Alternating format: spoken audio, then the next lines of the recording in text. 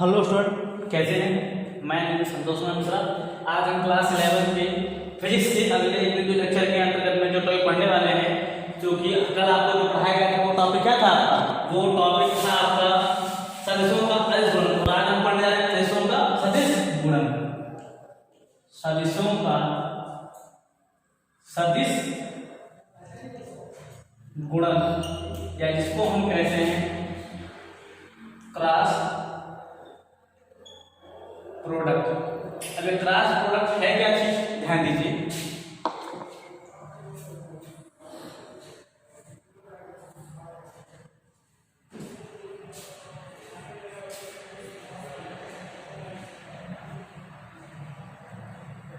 मान लिया जाए, माना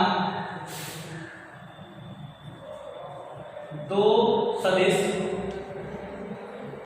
ए वेक्टर व बी वेक्टर, इनका सदिश गुणन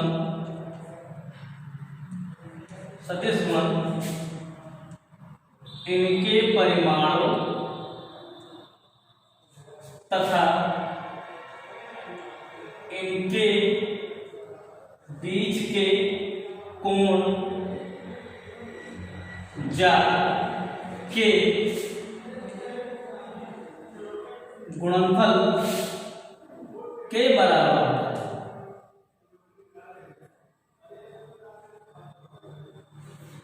मतलब क्या हुआ? अर्थात that is A vector dot B vector बराबर होगा ए बी साइन थीटा को कहते हैं हम जा एन कैप। ये आपका है, ये आपका एन कैप है। ये क्या होगा? उस एरिया जिसके साथ लिया गया है उसके लिए, उसके दिशा के अबाउट में या फिर डायरेक्शन के अबाउट में एक क्या होगा? ये इसका एकांक वेक्टर होगा। इसे कहते हैं लंबकोणीय, इसे कहा जाएगा यूनिट वेक्टर। ठीक है, तो अब इसके संदर्भ में यहाँ पर सीधे क्या निकाला हमने? यहाँ पर ए क्रॉस बी। तो सीधे सी बात सुन लीजिए। यदि दो वेक्टर ए व बी हो जिनके बीच में उनका सदिश गुणन किया जाए, तो उनका सदिश गुणन उनके परिमाणों तथा उनके बीच के कोण के जा के गुणनफल के बराबर होता है। अर्थात A vector cross B vector बराबर A B sine theta N cap. ठीक है, ये आपका हो गया। अब देखिए, इनकी कुछ प्रॉपर्टी भी होती हैं। वो प्रॉपर्टियां क्या हैं उनके बारे में हम जान लेते हैं। देखिए,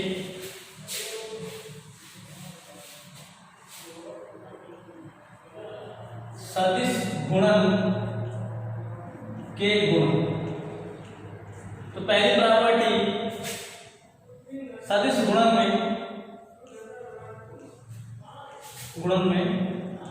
क्रम विनिमय नियम का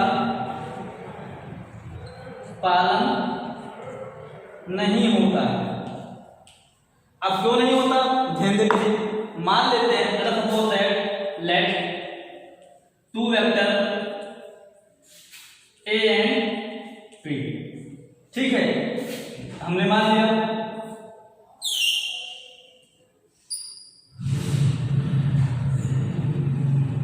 तो ये आपका ए है, ये आपका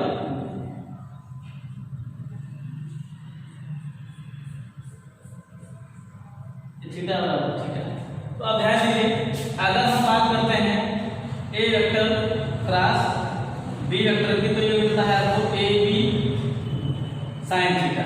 लेकिन अगर हम B vector cross A vector की बात करें, तो आप जानते हैं कि क्या हो जाएगा? देखिए, ए आपका ए यूनिट होगा, क्या हो जाएगा? B cross A. तो अगर यहाँ पर देखिए इस तरफ ले रहे हैं ए क्रॉस बी, तो बी क्रॉस ए लेंगे तो ये तरफ हो जाएगा। तो उसका उल्टा क्यों लेंगे? तो कितना हो जाएगा?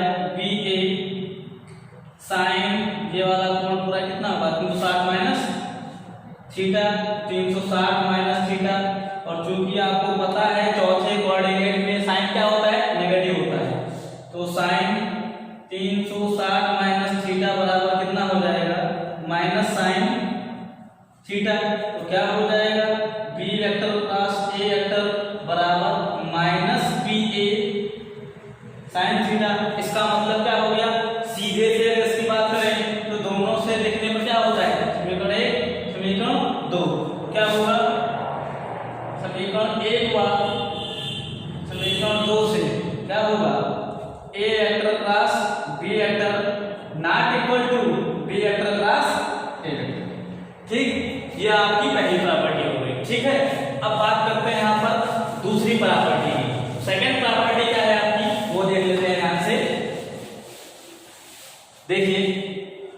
सेकंड प्रॉपर्टी है, यदि अगर दो वेक्टर क्या हो, परस्पर लंबवत हो, ठीक है, जैसे ए वेक्टर ये है, ए वेक्टर ये है, तो मान लेते हैं ए वेक्टर है, या आपका क्या है यहाँ पर, आपका बी वेक्टर है, इनके बीच का कोण क्या है, परस्पर लंबवत है, और थीटा बराबर 90 है।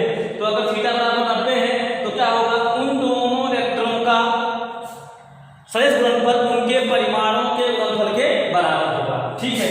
तो A vector cross B vector बराबर ए बी, परिमाण का हो गया sin 90, क्योंकि sin 90 का मान कितना होता है, 1 होता है। तो A vector cross B vector बराबर सीधे क्या आ गया, ए बी। तो अब यहाँ से भाषा क्या लिखी, लिख लीजिए कि यदि अगर दो वेक्टर परस्पर लंबवत हों तो उस स्थिति में उन दोनों वेक्टरों का जो क्रॉस होता है, सदिश गुणनफल होता है, वो उनके परिमाणों के गुणनफल के बराबर होता है, ठीक है। अब तीसरी प्रॉपर्टी क्या है आपकी, वो देख लीजिए। तीसरी प्रॉपर्टी ये है, यदि अगर दोनों वेक्टर क्या हो, सदिश हो,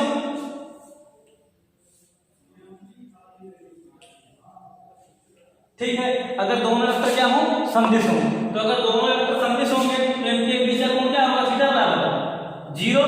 तो देखिए ए वेक्टर क्रॉस बी वेक्टर बराबर हो जाएगा ए बी sin 0। तो इसका मतलब आपको पता है, क्योंकि sin 0 का मान क्या होगा, 0, तो A vector cross B vector बराबर क्या हो जाएगा, A B into 0, A vector cross B vector बराबर 0।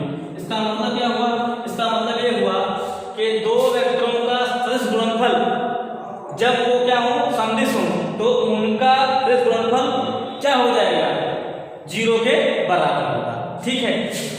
आपकी चौथी प्रॉपर्टी यहाँ पर क्या होगी, यदि किसी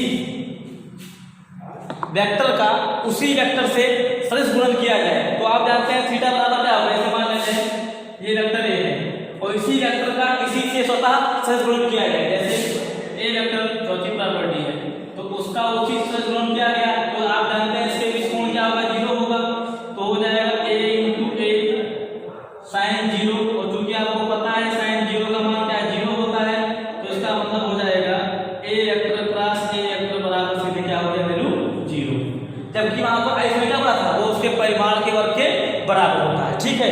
तो अब यहाँ पर हम पांचवी प्रॉपर्टी के बारे में देख लेते हैं। देखिए पांचवी प्रॉपर्टी क्या है, इसे कहते हैं ऑर्थोगोनल प्रॉपर्टी। यदि आई कैप, जे कैप तथा के कैप लंबकोणीय एकांक वेक्टर हो, तो ध्यान दीजिएगा यहाँ पर एक साइकिल चलती है, आई, ध्यान दीजिएगा,